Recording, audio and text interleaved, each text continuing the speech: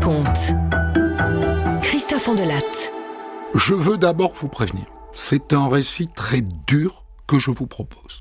Certains le jugeront insoutenable. Mais d'autres, je l'espère, le trouveront instructif sur la nature humaine. Il s'agit de l'histoire de ce qu'on a appelé le réseau pédophile d'Angers. 66 hommes et femmes qui, au début des années 2000, ont violé 45 enfants. Avec une petite boîte en fer à l'entrée de l'appartement où ça se passait, pour y glisser en passant un peu d'argent. Pour le débrief, je ferai appel tout à l'heure à la commandante de police Fabienne Lopéo, qui a dirigé cette enquête titanesque. J'ai écrit cette histoire avec Kiss, réalisation Céline Lebras. Europe 1, Christophe Ondelatte.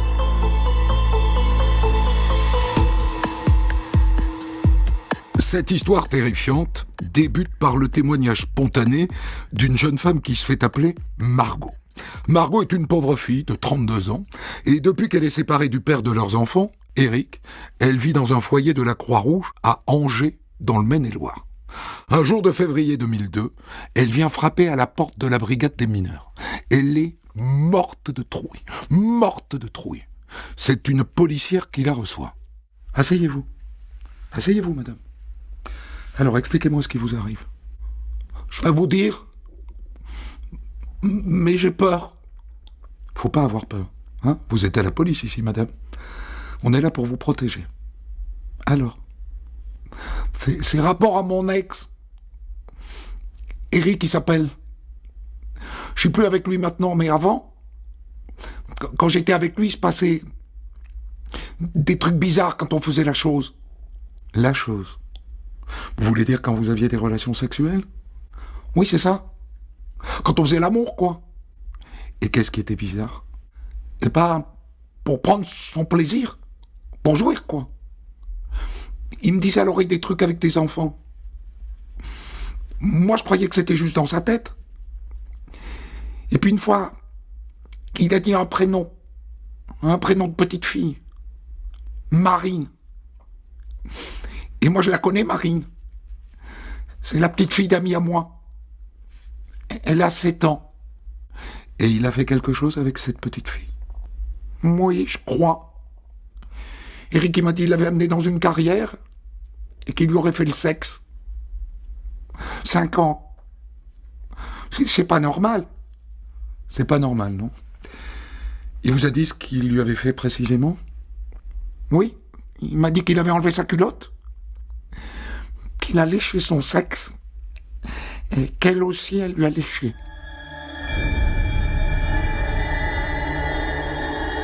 En vérité, les policiers de la brigade des mineurs d'Angers ne découvrent pas l'existence de cet Eric. Ils le connaissent très bien.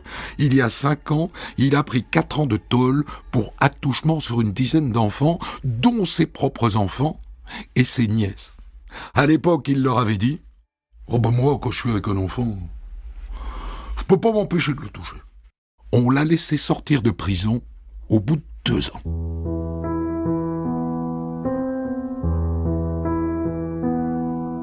Et cette petite Marine aussi, les policiers de la brigade des mineurs la connaissent. Depuis 4 ans.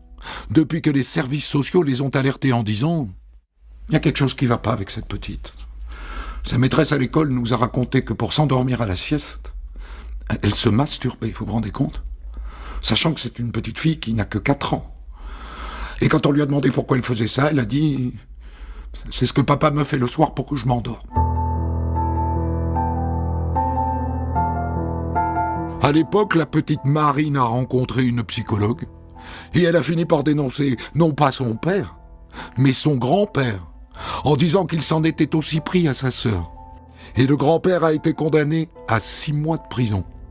Donc cette petite Marine, la brigade des mineurs d'Angers la connaît déjà. Et d'ailleurs pas que pour ça, parce que 6 mois plus tard, toujours à l'école, la même maîtresse l'a trouvée en train de jouer une scène de sexe avec un petit garçon. Et quand son institutrice lui a demandé d'où lui venait cette drôle d'idée, elle a répondu « On fait ça chez nous aussi. On est tout nus. Maman, elle prend des photos. » Les policiers de la brigade des mineurs sont allés chez les parents, à l'époque. Ils n'ont rien trouvé. Aucune photo d'enfant nu. Et donc il n'y a pas eu de suite. Jusqu'à ce qu'une tati revienne à la charge. Oh ben les parents de Marine, ils font du mal à leur fille. Les parents ont été placés en garde à vue. Ils ont nié. Et aussi parlé à l'époque d'un homme qui peut-être lui avait fait du mal. Et cet homme, c'était déjà Eric. Une enquête était donc en cours. Et voilà donc 1 an plus tard, d'après ce que dit son ex, Margot, le même Eric prend son pied en susurrant le nom de Marine à son oreille. À partir de maintenant, les policiers de la brigade des mineurs d'Angers ont un fil à tirer. Et ils sont très loin d'imaginer jusqu'à quel point d'horreur ça va les mener.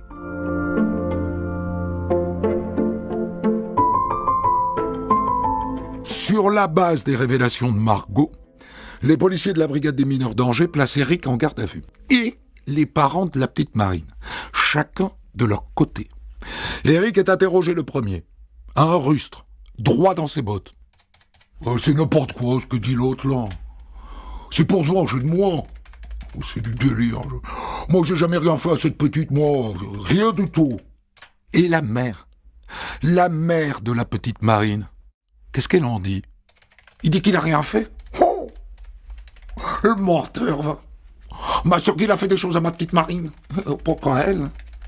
À mes autres enfants aussi. Et aussi aux autres enfants que je vais chercher à l'école pour rendre service. Il joue au docteur avec eux tout le temps. Il dit qu'il a rien fait. Oh, il est gonflé. Il n'y a pas que lui, hein. Mon mari aussi, il fait pareil. Ils font tous ça. Ils viennent à la maison et puis ils font des cochonneries avec les gosses. Pas que les miens, hein. Des autres enfants aussi. Et pourquoi vous laissez faire ça, vous? Puisqu'apparemment, ça a l'air de vous choquer. Eh ben parce qu'ils payent, pardi. Ils payent? Eh ben, oui, tous ils payent pour les enfants. Et ils payent combien? Ben, nous en gros ça nous fait 300 par semaine, donc 1200 par mois. Mais vous êtes d'accord avec ça?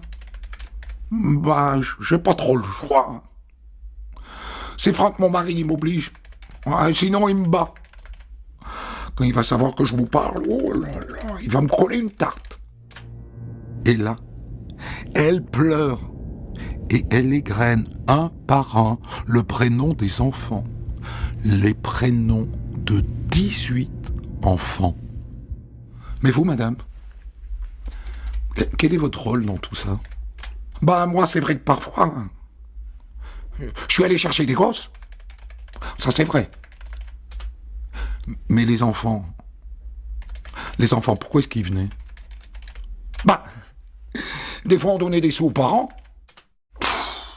Quel enfer! Quel enfer! Et pour parfaire le tout, on apprend que Margot a participé à tout ça, elle aussi. Comme s'il ne devait pas y avoir de gens bien dans cette histoire.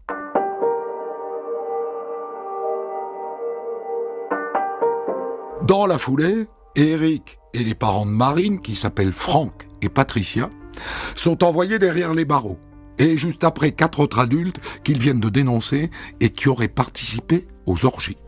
Et ensuite, les policiers vont chercher un par un les 18 enfants pour les mettre à l'abri.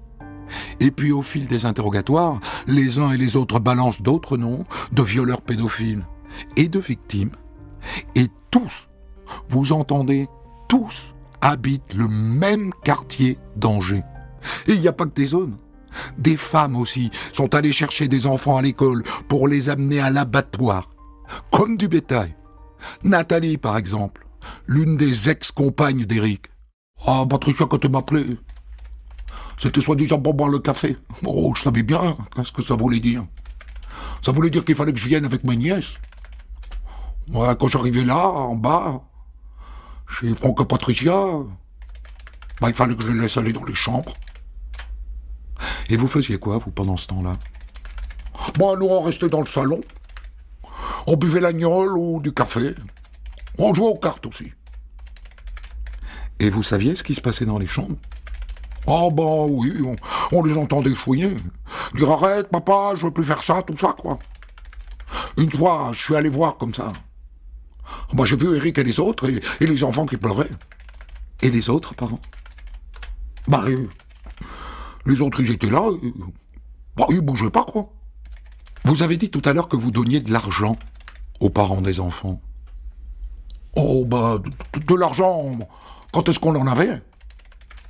Bah, sinon, on leur donnait des conserves, des cartouches de clopes, tout ça.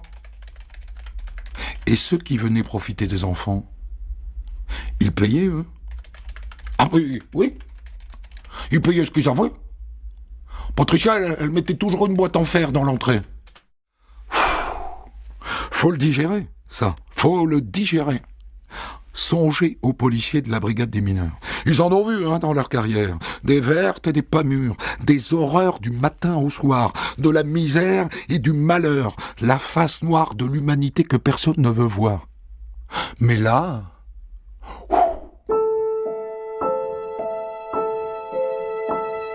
Au fil des auditions, les policiers apprennent que le week-end, les partous pédophiles étaient organisés dans un jardin ouvrier dans la banlieue d'Angers. Et c'est encore Nathalie qui raconte. Bon, Patricia, elle venait me chercher, avec sa voiturette sans permis, là. Et mon mari, il montait avec Franck, et puis on tassait les enfants à l'arrière. Et puis là-bas, ça se passait dans la cabane. Il y en a qui buvaient des coups, on mettait des matelas par terre, on disait aux enfants de se déshabiller et s'allonger, et puis ils faisaient leur petite affaire, et puis on ramenait les enfants chez les parents. Les policiers de la brigade des mineurs poursuivent leur enquête. Et tous les jours, la liste des violeurs pédophiles s'allonge, prenant parfois des allures d'arbre généalogique. C'est-à-dire qu'il y a les grands-parents, il y a les parents, il y a les cousins, il y a les cousines, il y a les ex-maris, il y a les ex-femmes, il y a les ex-concubins, il y a les concubines, et tous ces gens-là participent à la partouze. Certains livrent le nom d'une ou deux victimes de plus. Après 1 mois d'enquête, les policiers disposent d'une liste de 30 enfants victimes âgés de 6 mois à 12 ans et de 30 adultes impliqués dans les orgies. Et je vous le dis, on n'est pas au bout du compte.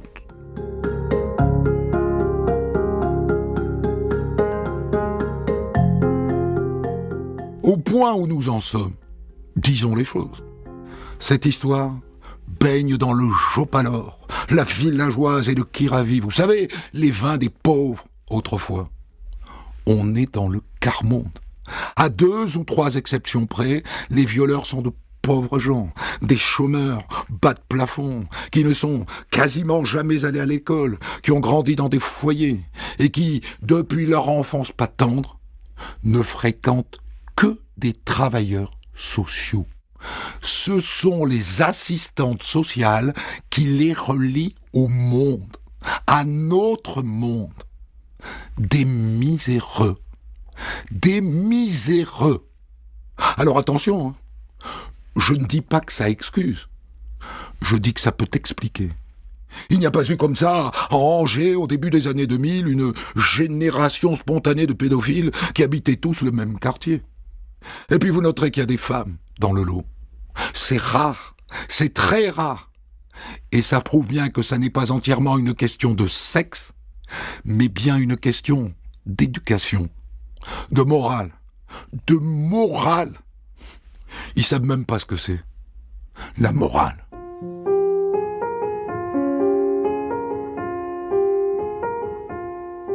Cela dit, il n'y a peut-être pas que des miséreux dans cette histoire. Écoutez ce que raconte cet homme, handicapé, divorcé, qui reconnaît avoir violé ses 2 filles et bien d'autres chez Patricia. Quand j'y allais pour les gosses, il n'y avait pas que des gens comme nous. Il y avait aussi des gens qui étaient riches. Ceux-là, ils mettaient des cagoules. Et nous, on ne savait pas qui c'était.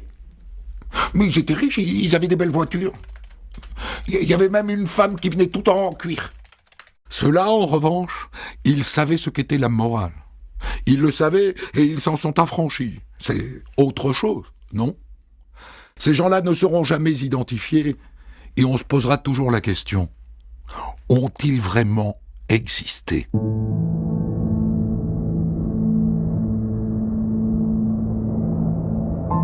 Il y en a une autre, qui savait ce qu'était la morale et qui s'est peut-être assis dessus. C'est une assistante sociale, figurez-vous. Ex-femme de l'un des gros dégueulasses qui participait aux orgies. Stéphanie? Mais celle-là, combien de fois elle nous a menacé de nous prendre les enfants? Hein? Si on parlait à la police? Elle est interpellée et interrogée, cette assistante sociale de mes deux. Ah ben non, tu étais au courant de rien. C'est totalement faux ce qu'il raconte. Savez-vous, madame, que votre ex-mari a par ailleurs violé vos 2 filles? Ah bon? Il a violé nos filles? Oui, madame. Et il le reconnaît dans un procès-verbal que j'ai là. Hein? J'avoue, j'étais pas au courant. Sauf que ces filles interrogées dans le bureau d'à côté racontent une autre histoire. Maman, elle savait? Mais des fois, elle était là. Et là, il n'y a pas de misère morale, il n'y a pas de défaut d'éducation. Assistante sociale, c'est bac+3. Cela dit, les policiers de la brigade des mineurs n'auront jamais confirmation de sa participation active au réseau. Aucun autre adulte ne le confirme. L'accusation ne tient que sur la parole de ses filles, qui est sujette à caution, bien sûr. Alors elle passe 6 mois en prison, et elle ne sera finalement poursuivie que pour non-dénonciation de crime. Il y a tellement de monde impliqué dans cette affaire que les policiers, pour tenter d'y voir plus clair, pour savoir précisément qui a fait quoi, finissent par avoir recours à un logiciel qui s'appelle Anacrim. Il compile toutes les données de l'enquête. Qui est allé où, à quelle heure, quel jour, qui a appelé qui a violé tel ou tel enfant. Et le résultat est stupéfiant. Bon, voilà ce que ça donne concernant la petite Marine. Le logiciel fait ressortir qu'elle a été violée par au moins 30 adultes différents. Vous entendez ça? 30 adultes différents. Eh oui, cette petite fille blonde aux grands yeux bleus, toute menue, toute mignonne, a été livrée en pâture à 30 bestiaux. Au total, après 2 ans d'enquête, la brigade des mineurs a identifié 45 enfants victimes de 6 mois à 12 ans et 66 salopards et salopardes. Et les enfants, dans quel état sont-ils après tout ça? Ils ont tous été placés dans un foyer de la DAS, à Angers. Et des psychiatres et des psychologues se penchent sur leur cas et les accompagnent. Il y en a qui cassent tout ce qu'ils peuvent casser. Il y en a d'autres qui sont incapables de prononcer un mot, qui sont emmurés dans le silence. Et d'autres qui ne mangent plus. Allez, vas-y, ouvre la bouche. Ouvre la bouche, ma chérie, allez. Elle ne l'ouvrira pas. Sa bouche est devenue une porte condamnée. Et pire encore, dans ce foyer où ont échoué ces enfants ravagés par le mal qu'on leur a fait, il y a déjà une forme de reproduction. Raconte-moi ce qui t'est arrivé, ma puce. Quelqu'un t'a fait du mal ici? Oui. Il y a un garçon, il m'a touché partout. Le gamin qui l'a touché est lui-même victime du réseau pédophile. Vertigineux.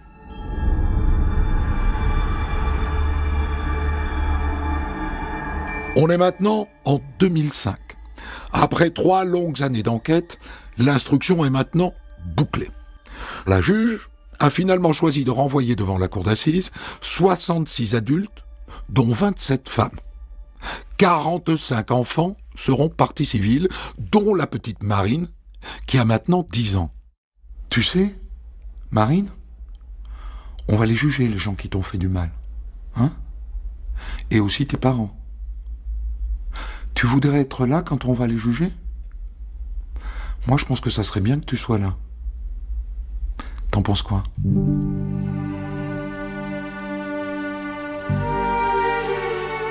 Que voulez-vous qu'elle en pense? La psychologue qui l'accompagne dans cette épreuve a posé devant elle une feuille de papier. Marine attrape un crayon et elle écrit « D'accord » avec des petits cœurs autour. 15 des 45 enfants ont choisi d'être là face à leurs bourreaux, dont certains sont leurs propres parents ou grands-parents. Les autres seront représentés par leur avocat. 60 avocats seront présents à ce procès hors norme. 60 avocats qui ont dû lire page par page un dossier titanesque. 25 000 pièces à lire une par une pour ne passer à côté de rien. Croyez-en mon expérience, moi qui ai lu beaucoup de dossiers d'instruction, pour lire un dossier pareil et pour y mettre de l'ordre, il faut au moins 2 mois.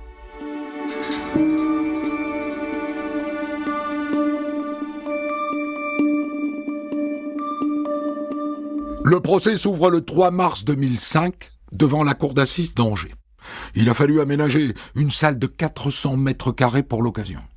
Il est prévu que le procès dure 4 mois. Les 9 jurés ont été désignés la veille. 5 hommes, qui sont conducteurs de bus, agents hospitaliers, ouvriers ou mécaniciens, et 4 femmes, décoratrices, secrétaires commerciales ou préparatrices en pharmacie. Moyenne d'âge, 47 ans. Et voilà les accusés qui entrent dans la salle. Une cour des miracles. Des visages hébétés, des regards vides, des corps usés, obèses, décharnés. Certains sont incapables de répondre à l'appel de leur nom. Le président dit d'entrée que le procès devra être impartial. L'un des accusés se penche sur l'épaule de son avocat. « Eh, ça veut dire quoi impartial, maître ?» D'entrée, l'un des avocats de la défense provoque un incident. Cette affaire, disons-le, est injugeable. C'est mission impossible. Ça ne va générer qu'approximation et erreur judiciaire. Alors je vous demande, Monsieur le Président, que des experts psychiatres soient désignés par votre cour pour que nous sachions si les jurés sont aptes à juger une affaire aussi monstrueuse. Ça, c'est perdu d'avance. En revanche, puisque le procès concerne des mineurs, le président prononce un huis clos partiel. C'est-à-dire que le Pékin moyen ne pourra pas assister à ce procès, mais que les journalistes seront là sur les bancs. Pendant les 3 premiers jours du procès, le greffier lit à voix haute les 430 pages de l'ordonnance de mise en accusation, l'épaisseur d'une ramette de papier. C'est long et difficilement supportable, parce que c'est le récit de toute l'affaire.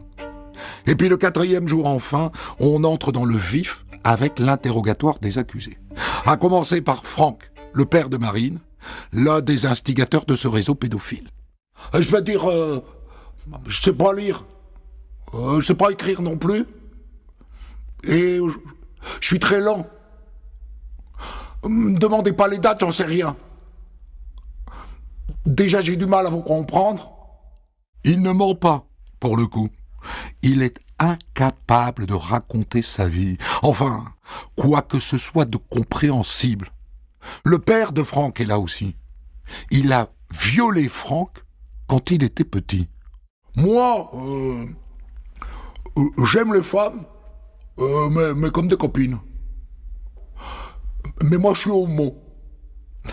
Avant de violer votre fils Franck, monsieur, vous avez raconté avoir été vous-même violé par votre père. Est-ce que c'est vrai? Oh ben non, c'est faux, ça. C'était juste pour emballer mon fils plus facilement. De toute façon, je vais vous dire, mes gosses... je m'en fous de mes gosses. Je les ai jamais aimés. On est au cœur de l'effroyable réalité de ce procès. Les violeurs sont des salauds et aussi des victimes. Franck a violé et prostitué sa fille Marine, mais il a aussi été violé par son père. Misère.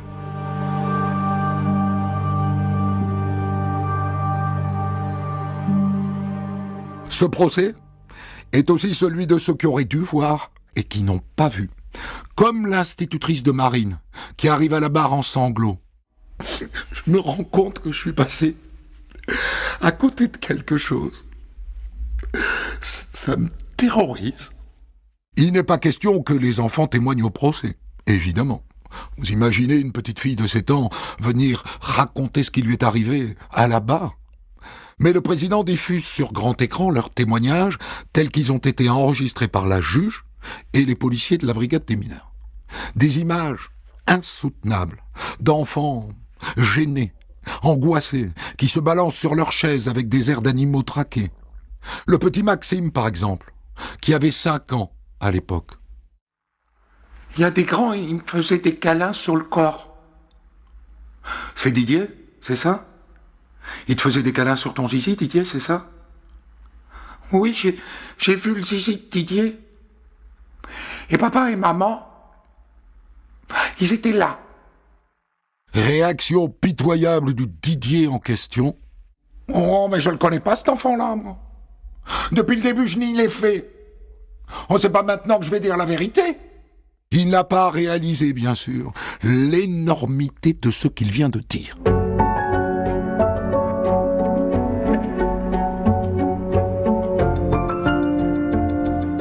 Naturellement, les experts psychiatres viennent à la barre, dont le docteur Coutenceau, qui est considéré comme le spécialiste de la pédophilie en France.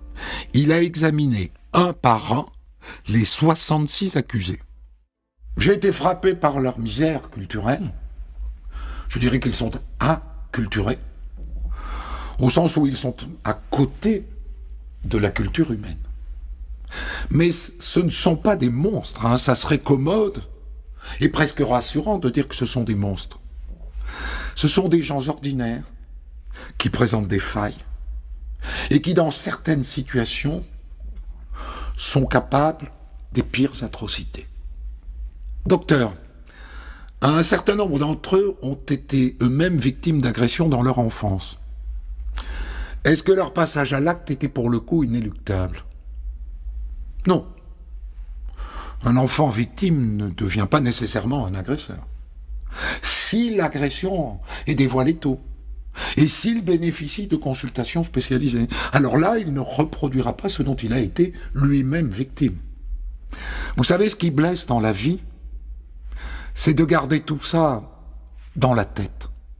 Un avocat de la partie civile demande alors « Vous ne pensez pas qu'une castration chimique empêcherait ces gens de passer à l'acte ?» Bien sûr que non, maître. Vous croyez qu'une agression sexuelle s'explique par un excès d'hormones? Alors oui, et je les utilise. Les anti-androgènes peuvent faire baisser la pression. Mais après, il faut apprendre à la personne à devenir tout simplement un adulte.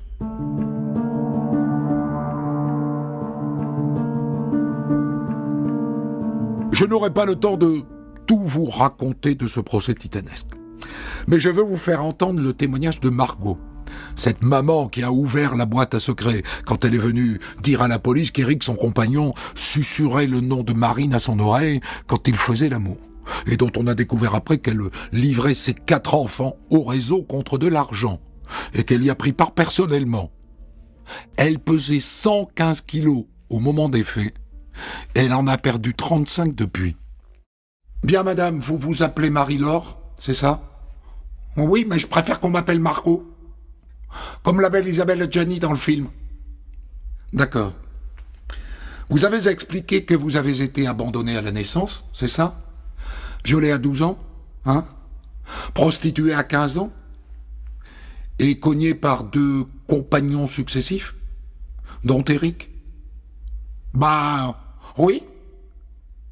Moi, je pense que c'est normal qu'un homme y batte sa femme. Quant à son compagnon Éric, il nie les faits, absolument. Êtes-vous pédophile, monsieur? Oh, ben c'est vrai que j'ai fait des conneries en 1996. Mais quand vous demandez à une petite fille de vous sucer, bon, elle fait ça naturellement, quoi.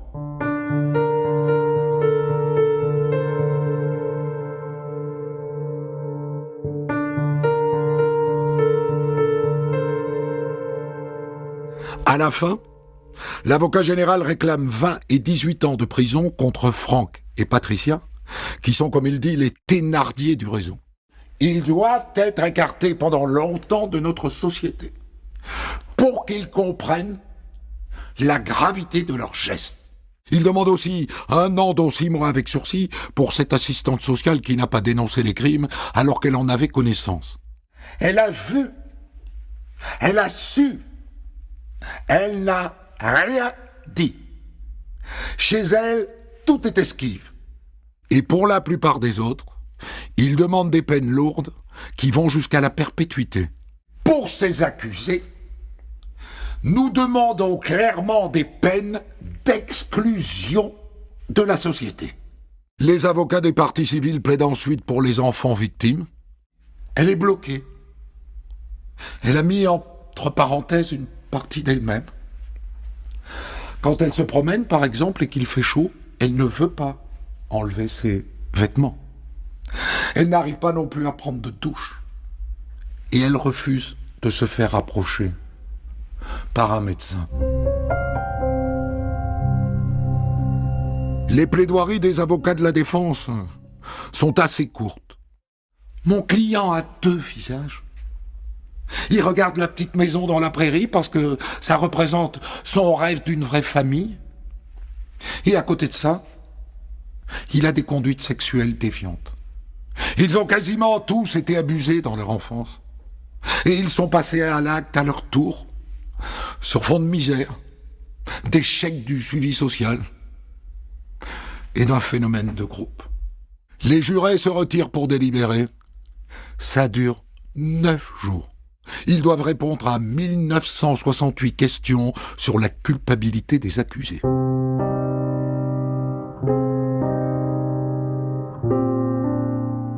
Au moment du verdict, Éric prend 28 ans, Patricia 16, Franck 18, le père de Franck en prend pour 28 ans, l'assistante sociale prend 6 mois, et tous les autres sont condamnés à de la prison.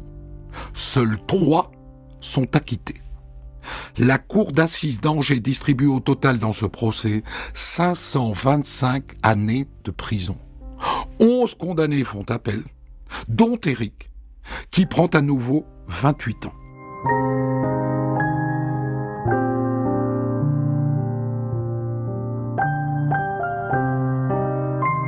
Au cours du procès civil, qui a pour mission d'indemniser les victimes, les juges accordent au total 1 336 147 € de dommages et intérêts.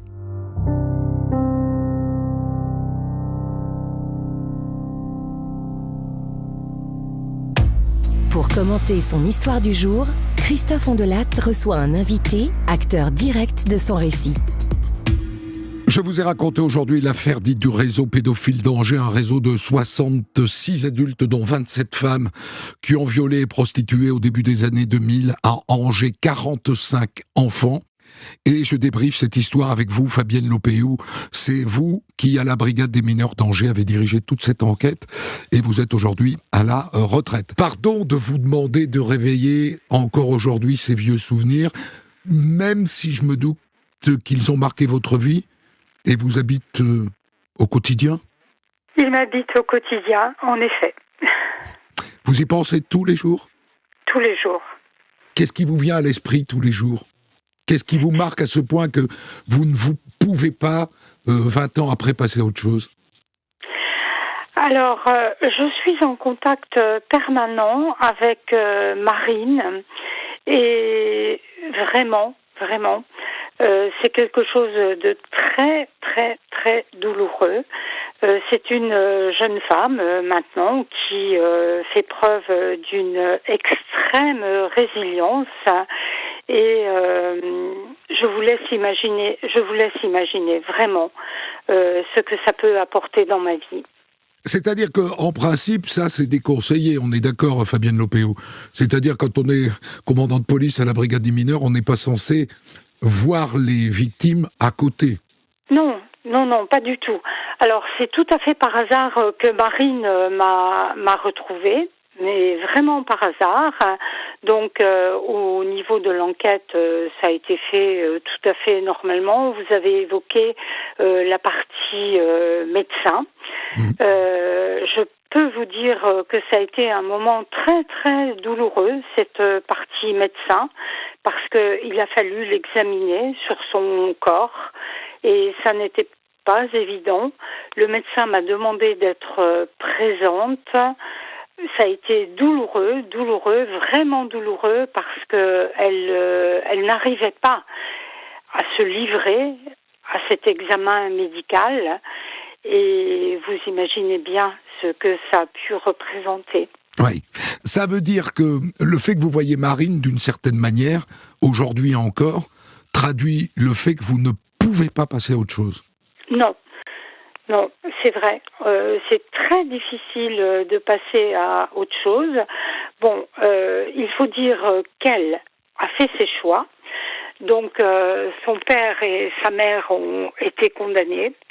Elle les a rayés définitivement de sa vie et elle s'est accrochée à la brigade des mineurs un peu comme si nous étions des sauveurs. Donc elle s'accroche toujours à vous un peu pour bâtir sa vie. C'est ça, c'est ça.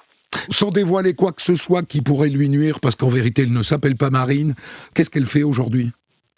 Alors, aujourd'hui, elle est en couple, elle est maman d'un petit garçon, elle s'occupe d'enfants, d'ailleurs, et je crois qu'elle est vraiment définitivement marquée par cette affaire.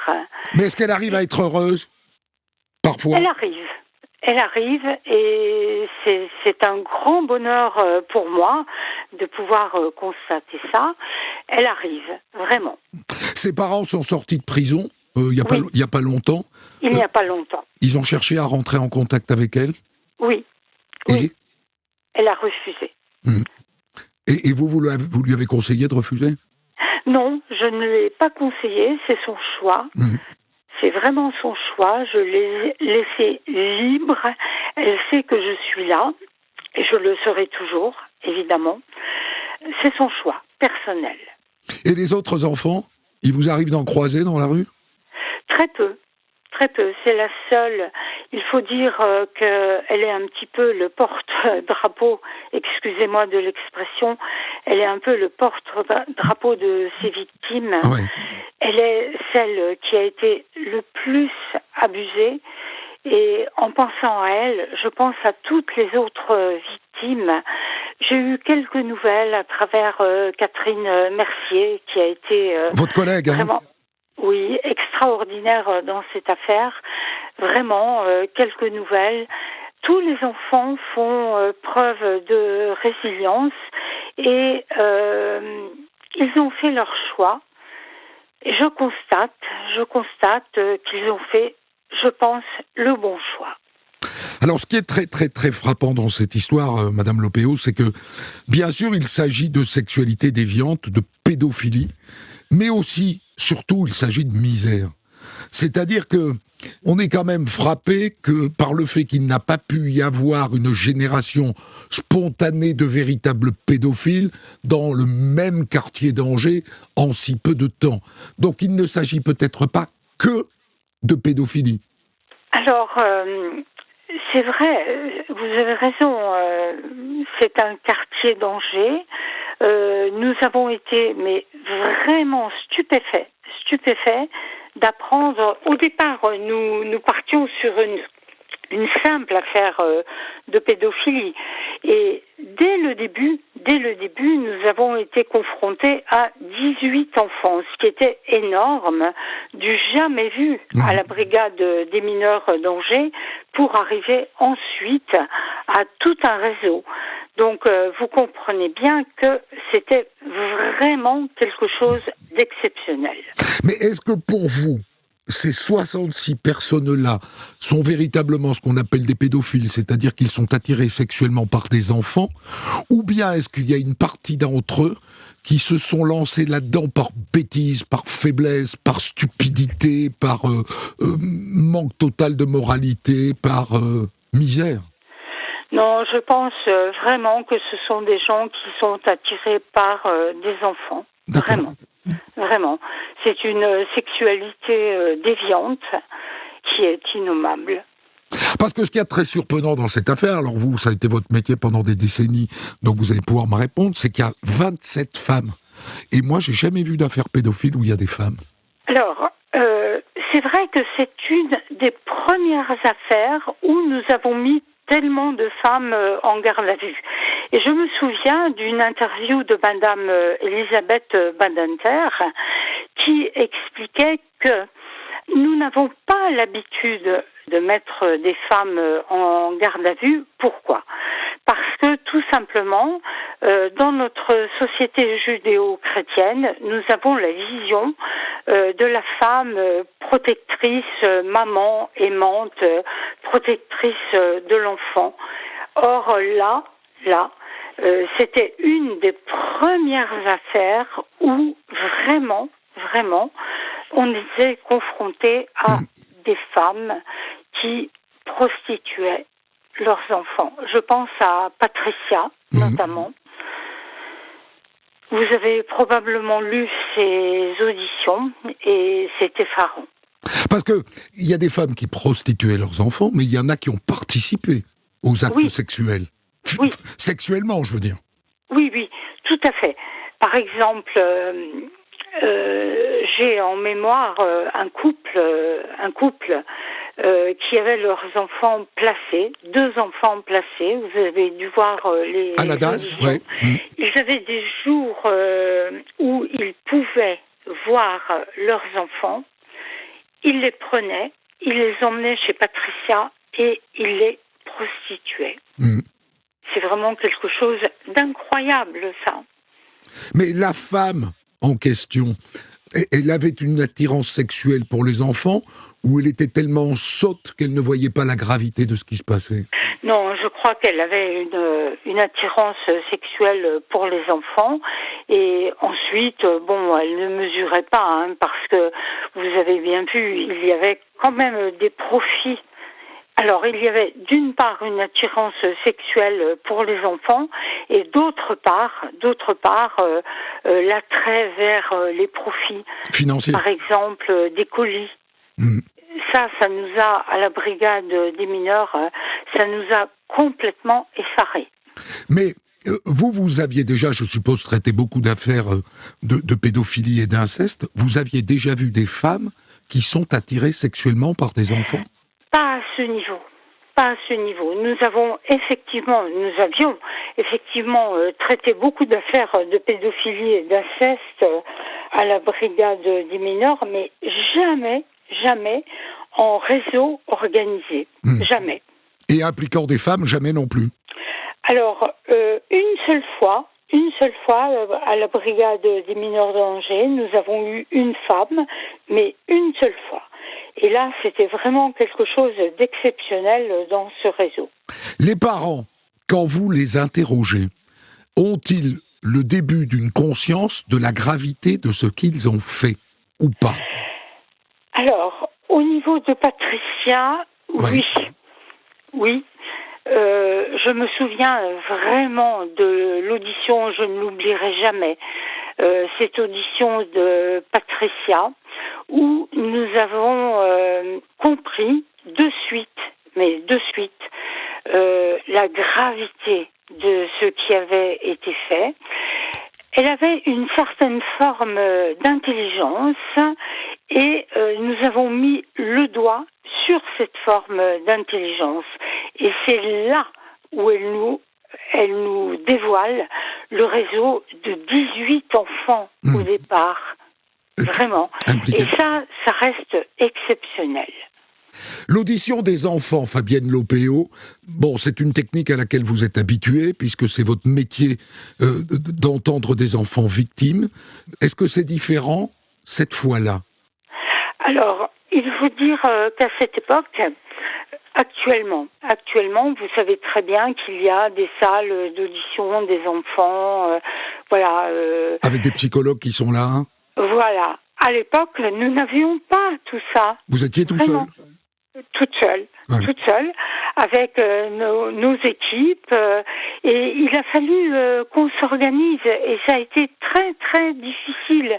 Parce que, vous savez, ce sont des affaires où c'est la parole de l'un contre la parole de l'autre. Oui. Donc, il faut faire très attention quand on sait que vraiment les auteurs risquent la perpète. Désolée de le dire comme ça, mais il faut faire très attention. Et ça a été vraiment difficile. Nous avions juste des petites caméras à l'époque sur nos ordinateurs et les enfants ont été entendus et chez la juge et chez nous avec ces toutes petites caméras. Ce sont des moyens qui étaient empiriques à l'époque. Et qui empêchait évidemment de devoir leur reposer plusieurs fois la question de ce qui s'était passé, quoi. Exactement. Elle le disait une fois pour toutes. Alors, quand cette affaire vous tombe dessus, vous dirigez donc une petite brigade des mineurs dans une petite ville qui est Angers. Est-ce que vous êtes équipé à l'époque pour affronter une enquête titanesque comme celle-là ? Mais pas du tout. Pas du tout. Au départ, donc, nous mettons Patricia et Franck en garde à vue. Pour nous, c'est une simple enquête, si vous voulez. Et à l'issue de l'audition de Patricia... Vous avez 18 noms d'enfants. On a 18 noms d'enfants. Et là, je me dis, mais c'est pas possible. Comment 18 noms d'enfants, j'ai 4 personnes à la brigade des mineurs, je ne vais jamais m'en sortir. Donc, j'appelle le substitut, et je m'en souviens très bien. Je n'oublierai jamais ce moment. J'appelle le substitut, et je lui dis, écoutez, voilà ce qui se passe. Il y a 18 enfants, je ne suis pas équipée pour faire cette affaire, donc il va falloir que vous saisissiez la police judiciaire ou un autre service. Ouais. Et il me rappelle quelques minutes après en me disant non, vous restez saisi. Alors vous imaginez bien que j'ai essayé vraiment de donner cette affaire à la police judiciaire. Il vous a envoyé des renforts quand même ? Alors, oui, j'ai eu des renforts par la suite, 8 personnes, parce que tout de suite, nous avons compris que nous étions dans un réseau, et vous savez très bien que dans ces histoires, il n'y a pas de preuves physiques. Oui. Donc, c'est la parole de l'un contre la parole de l'autre. Et il faut absolument tout vérifier. Pour tenir une enquête et la mener jusqu'au bout, il faut tout vérifier. C'est un travail colossal, mais vraiment colossal. Donc, on m'a adjoint des gens qui arrivaient de Paris. Et ça a été très difficile parce qu'ils sont arrivés en milieu d'enquête. Il a fallu qu'ils prennent la mesure de cette affaire et ça n'était pas évident. Et qu'ils rentrent dans cette affaire et qu'ils poursuivent. Ils ont fait un travail vraiment extraordinaire, ce qui a permis de faire tenir un procès. Parce que ça n'est pas le tout de mettre des gens en garde à vue, de les faire incarcérer. Il faut faire tenir une affaire. Ouais. Et pour pouvoir arriver à des condamnations, ce qui a été le cas. Je vous remercie infiniment, Fabienne Lopéo, d'avoir réveillé ces souvenirs douloureux pour nous. Des centaines d'histoires disponibles sur vos plateformes d'écoute et sur europe1.fr.